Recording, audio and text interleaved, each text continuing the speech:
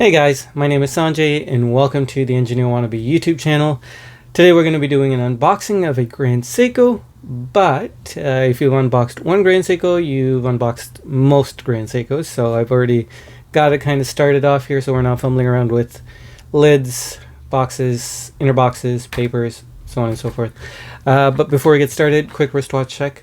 Wearing my Omega Planet Ocean 39.5, been wearing it for the past couple of days. Taking a break from my beautiful and wonderful SJE 093. That was the last watch that I got. And another thing, the more important thing, is that I hope you know that you are infinitely valuable, and I hope you know that a great price has been paid for you, and you are precious. You truly are precious, and you are worth it, and you mean a lot. On the inside, here, we got the warranty card information and a instruction manual. Warranty is 5 years now for Grand Seikos, which is nice and exciting.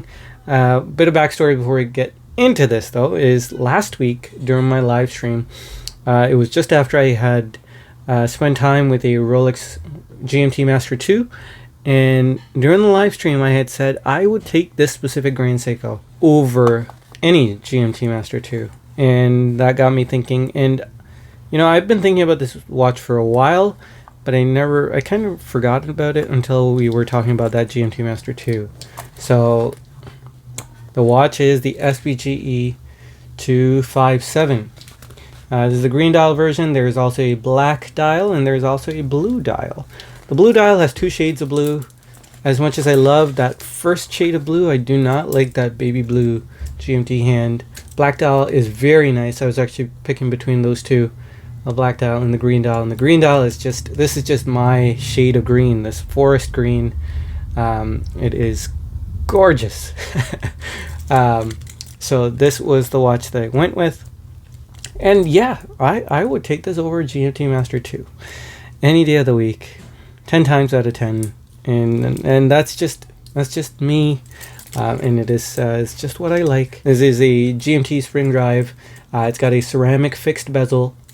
What do you call this? 5-link? Yeah, 5-link bracelet with an unusual clasp for Grand Seiko. So Grand Seiko normally has a non-micro adjusting clasp.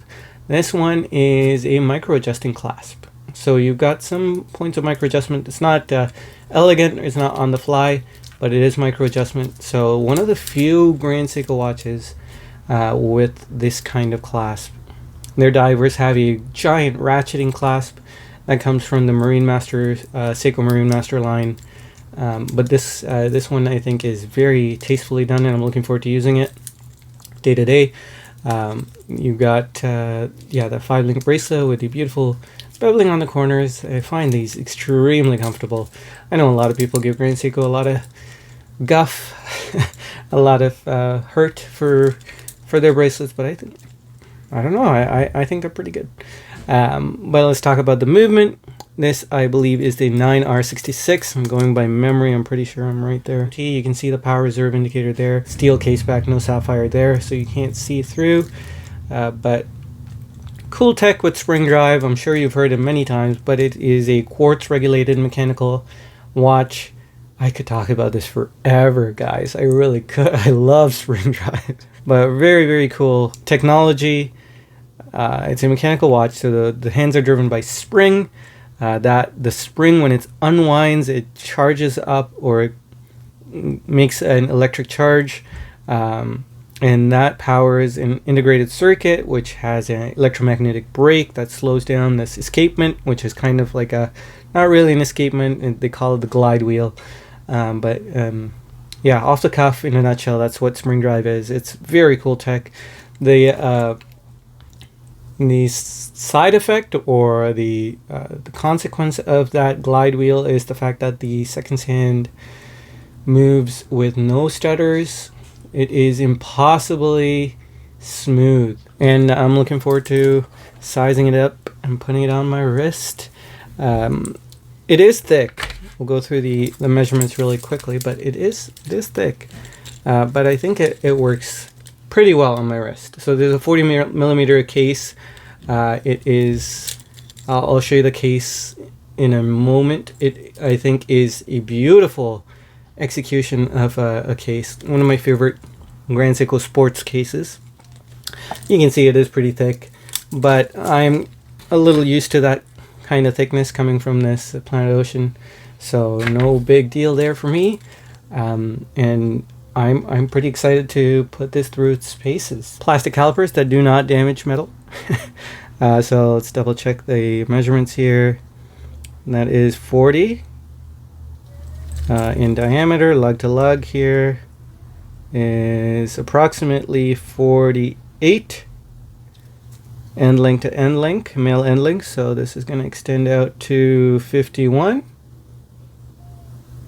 A little under 51. And thickness is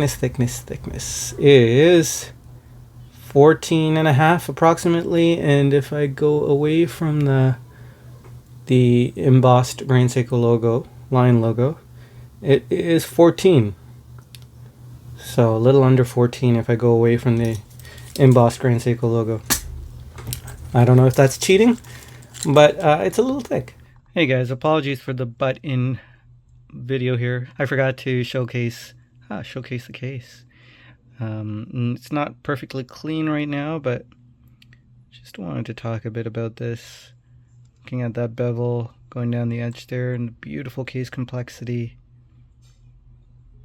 There is a curvature going from how would I say this, on the y-axis and on the x-axis, or in this case it would be kind of like the y-axis and z-axis, I guess.